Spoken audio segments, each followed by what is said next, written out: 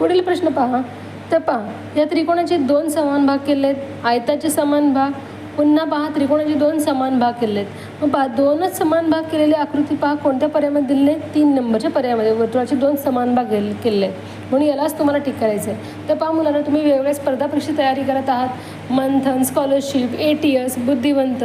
तर आपल्या या चॅनलला तुम्ही सबस्क्राईब करायचं आहे कारण इथे तुम्हाला अशाच पद्धतीचे जे काही स्पर्धा परीक्षा आहेत त्यावर झालेले वेगवेगळे प्रश्नपत्रिका, मागील वर्षीची प्रश्नपत्रिका ते सोल्युशन तुम्हाला इथे मिळेल. आणि त्याचप्रमाणे इथे तुम्हाला प्रत्येक घटकावर इथे व्हिडिओ मिळणार आहे आणि याची माहिती देखील मिळणार आहे. म्हणून तुम्ही आपल्या चॅनलला सबस्क्राईब करायचं आहे.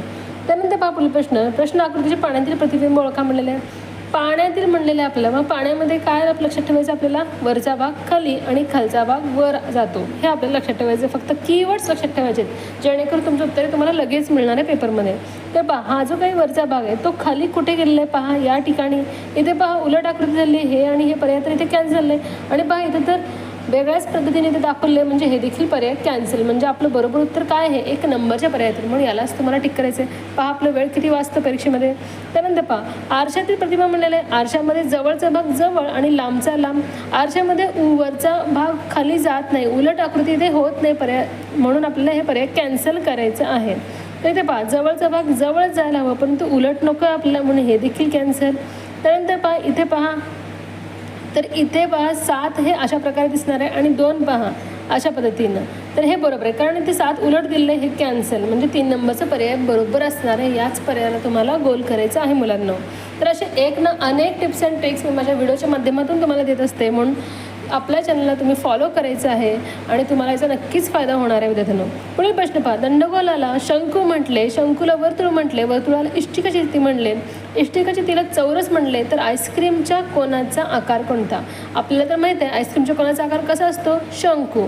परंतु शंकूला त्यांनी काय नाव दिलेलं आहे? वर्तुळ म्हणलेलं आहे. मग वर्तुळ या पर्यायालाच आपल्याला टिक करायचं आहे. शेवटचं जे काही तरच्या पुढील विचारलेल्या शेवटच्या प्रश्नाचं उत्तर आहे आपल्याला शोधायचं आहे. त्या उत्तराच्या नावामध्ये काय बदल केले त्यालाच तुम्हाला टिक करायचं आहे. यालाच म्हणतात नावात बदल यावर आधारित प्रश्न. या प्रश्नाचं बरोबर उत्तर आहे वर्तुळ. 1 नंबरचं पर्याय इथे बरोबर असणार आहे.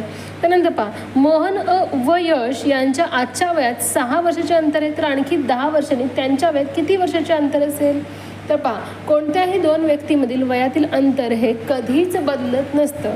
ज्यावेळेस आपल्या वयातील अंतर दिलेलं असतं जितकं सांगितलेलं आहे त्यालाच तुम्हाला टिक करायचं आहे. म्हणजे 6 वर्षाचं अंतर आहे आणखी 10 वर्षांनी दोघांच्या वयामध्ये 6च वर्षाचं अंतर असणार आहे. कारण 10 वर्षांनी मोहनचंही वय 10 वर्षांनी वाढणार आहे, यशचं वय देखील 10 वर्षांनी वाढणार आहे आणि वयातील अंतर हे सारखंच राहणार आहे. हे तुम्ही लक्षात घ्यायचं आहे. 2 नंबरचं पर्याय इथे बरोबर आहे मुलांना. धन्यवाद.